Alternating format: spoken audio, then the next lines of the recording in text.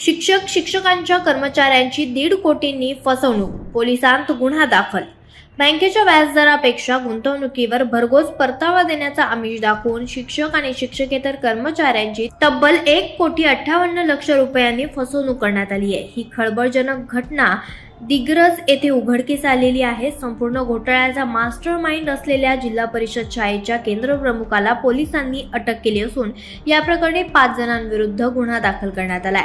गिरीश किसन दुधे असे master mind केंद्रप्रमुखाचं नाव आहे।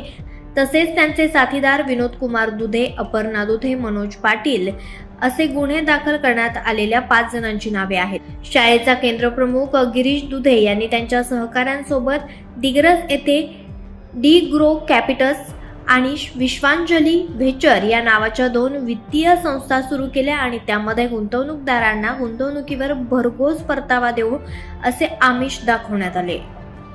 मी पोलीस निरीक्षक वैजनाथ मुंडे पोलीस स्टेशन दिग्रस दिनांक 6/1/2026 रोजी पोस्ट दिग्रस येथे गुन्हा रजिस्टर नंबर 006/26 कलम 318(4) कलम 316(2) 3(5) जो पहिला 406 प्रमाणे आहे।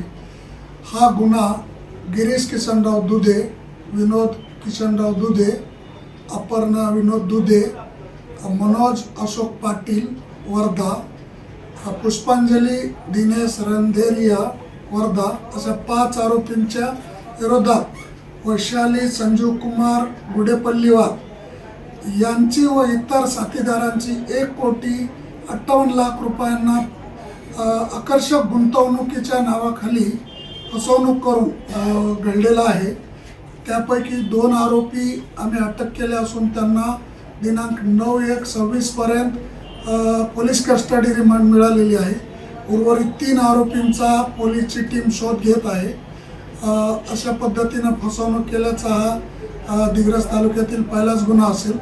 माननीय SP सरांच्या मार्गदर्शनाखाली आमची संपूर्ण टीम काम करीत आहे आणि या गुन्ह्यामध्ये लवकरच पुढील आरोपी अटक होतील आणि सदर गुन्ह्यामध्ये वरिष्ठांच्या मार्गदर्शनानुसार गुन्हा व्यवस्थित हे करून चार्जशीट केले जाईल।